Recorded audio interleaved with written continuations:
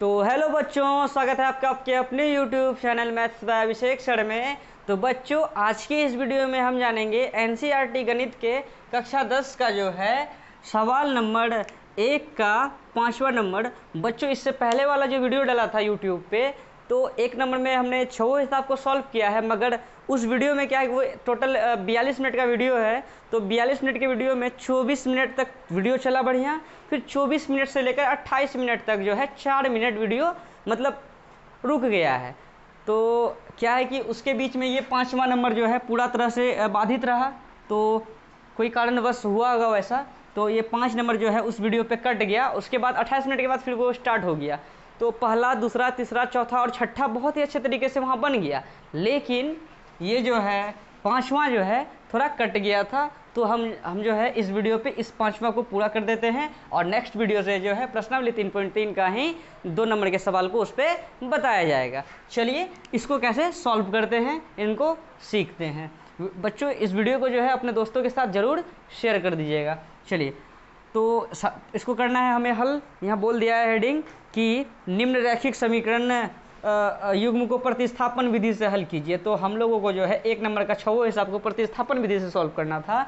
तो ये 5वां नंबर का जो हिसाब वीडियो में जो मतलब रुक गया था, इसलिए जो है इनको भी जो है प्रतिस्थापन विधि से सॉल्व करना है। तो प्रतिस्थापन का जो क्या था कि किसी एक समीकरण से हम लोग काम करते हैं, या तो समीकरण 1 से या तो समीकरण 2 से। तो काम करते हैं हम लोग समीकरण 1 से। समीकरण 1 से आप समीकरण 1, 2 से भी कर सकते थे, कोई दिक्कत नहीं है। तो हमने समीकरण 1 से किया, आप समीकरण 2 से भी काम कर सकते हैं। चलिए इसको लिखते हैं, √2x प्लस √3y बराबर कितना, 0। तो बताइए √2x बराबर क्या लिख सकते हैं, प्लस का √3y को उधर भेजेंगे तो हो जाएगा माइनस का √3y। अब बताइए √2 इस पे किस पे है, गुना में है, क्योंकि √2 और x के बीच में कुछ नहीं, बीच में गुना है, उधर जाएगा तो भाग में जाएगा। तो हो गया x बराबर कितना, माइनस √3y बट्टे कितना, √2। इनको मान लीजिए आप समीकरण 3। ठीक है, तो हमने समीकरण 1 से जो है x का मान निकाला, यानी समीकरण 3 को निकाला।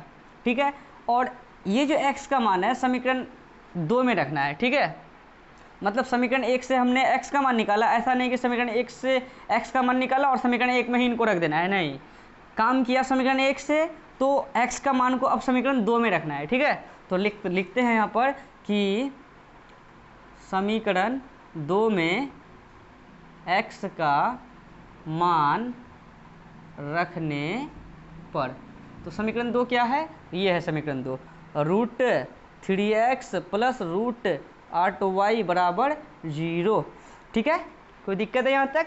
चलिए, अब √3 का, अच्छा यहाँ पे जो है थोड़ा सा हो सकता है कि वीडियो पे कट हो, तो इसलिए हम लोग इधर लिख लेते हैं। √3 का √3 लिख दिए, बीच में कुछ क्या है, गुना लिख देते हैं। और x का मान हमने कितना निकाला है, तो x का मान माइनस √3y बट्टे √2। x का मान माइनस √3y बट्टे √2 है, तो हमने x से जगह में x का मान रख दिया है। ठीक है, कोई दिक्कत है। और √3 इंटू, बीच में इंटू है, और x का मान रख दिया इतना जितना था। फिर प्लस √8y है, तो प्लस √8y लिख दिए, बराबर 0 लिख देते हैं। कोई दिक्कत है यहाँ तक। ठीक है, चलिए अब इनको सॉल्व करते हैं। यहाँ प्लस और ये माइनस टकरा के माइनस, √3 गुना √3 हो जाएगा देखिए √3 गुना √3 तो हो जाएगा √9, और √9 का वर्गमूल कितना होता है बच्चों, तो 3 होता है। तो प्लस माइनस माइनस, और √3 गुना √3 √9, लेकिन उसका वर्गमूल 3 हो गया। बट्टे कितना, बट्टे √2, अब प्लस कितना, √8y बट्टे नीचे कुछ क्या है, 1 है, बराबर लिख देंगे 0। ठीक है, चलिए अब क्या करते हैं, हम लोग एलसीएम लेते हैं। √2 और 1 का एलसीएम तो √2 ही हो गया। अब क्या करेंगे, भाग देंगे, √2 भागा √2। ठीक है, तो √2 भागा √2 करेंगे, 1 होगा, 1 गुना -3 करेंगे तो -3 हो गया, प्लस है तो प्लस लिख दिए, 1 भागा √2 हो जाएगा √2, और √2 गुना √8 करेंगे तो √2 गुना √8 तो हो जाएगा √8 दूनी 16, और इसका वर्गमूल होता है कितना, तो इसका वर्गमूल होता है 4। तो यहाँ लिख देंगे 4, मतलब 1 भागा √2 के तो √2 आया। यहाँ जो भी आता है उनको इनके साथ क्या करना पड़ता है, गुना करना पड़ता है, तो भिन्न वाला जोड़ है।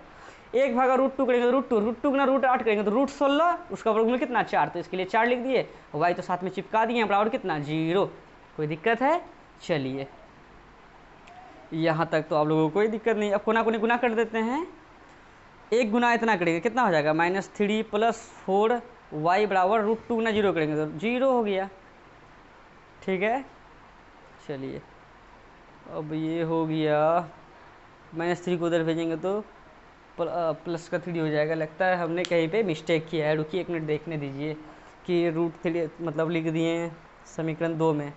√3 का √3 इंटू एक्स का मान माइनस √3y बट्टे √2 अब प्लस √8y तो हो गया प्लस माइनस माइनस 3y। अच्छा बच्चों यहाँ y हमने नहीं लिखा है, तो यहाँ y भी लिखाएगा ना। देखिए √3 उसका हो गया 3 और ये y तो था ना साथ में, तो y को भी लिखना था ना, तो यहाँ भी हमारा y आएगा। तो -3y हमने नहीं लिखा है, तो यहाँ भी क्या आ जाएगा -3y। अब माइनस का 3y प्लस का 4y, तो प्लस का क्या हो जाएगा 1y, एक तो लिखते नहीं हैं, तो इसका मतलब जो है हमारा, इसलिए जो -3y प्लस 4y, तो प्लस का 1y, एक तो लिखते नहीं है, बराबर कितना हो गया 0। तो y का मान हम लोगों का 0 आ गया। यहाँ थोड़ा सा मिस्टेक हो गया था, यानी हमने जो है मतलब यहाँ y नहीं रखा था, जिसके कारण से थोड़ा आंसर अलग आ रहा था। तो हम लोगों का y का मान आ गया 0।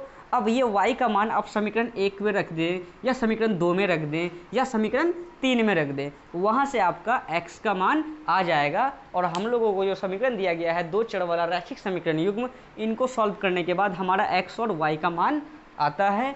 तो जैसे y का मान आ गया है, तो ये y का मान आप समीकरण 1, समीकरण 2, समीकरण 3 किसी में भी रखिए, आपका वहाँ से x का मान आ जाएगा। लेकिन आसान होता है समीकरण 3 पे रखने से, तो समीकरण 3 में रख देते हैं। तो लिख देंगे यहाँ समीकरण 3 में हमने किसका मान निकाला है y का, तो लिख देंगे y का मान रखने पर। ठीक है, तो y का मान रखेंगे समीकरण 3 में। तो क्या है समीकरण 3, तो समीकरण 3 है x बराबर -√3y बट्टे कितना √2। ठीक है, चलिए या हम लोग लिख सकते हैं x बराबर -√3, बीच में कुछ इंटू, और y का मान कितना है, तो y का मान 0 है, तो लिख देंगे 0 बट्टे कितना √2। अब देखिए x बराबर क्या लिख सकते हैं 0 गुना इतना, 0 बट्टे कितना √2, इसीलिए x का मान कितना हो गया 0 पर नीचे संख्या है। देखिए -√3 गुना 0 करेंगे, 0 किसी के साथ गुना होता है तो हो जाता है 0, और √2 तो नीचे है ही है, ऊपर 0 नीचे संख्या, आंसर 0। तो लिख देंगे अतः x बराबर 0 तथा y बराबर भी क्या हो गया 0 हो गया। ये हमारा फाइनल आंसर है। ठीक है, तो इनका जो है आप स्क्रीनशॉट ले लें, और कहीं डाउट हो तो आप हमें कमेंट ज़रूर करें बच्चों। अगर आपको ये लग रहा है कि आंसर सही है या गलत है, तो देखिए x का मान 0 आया है, y का मान भी 0 आया है।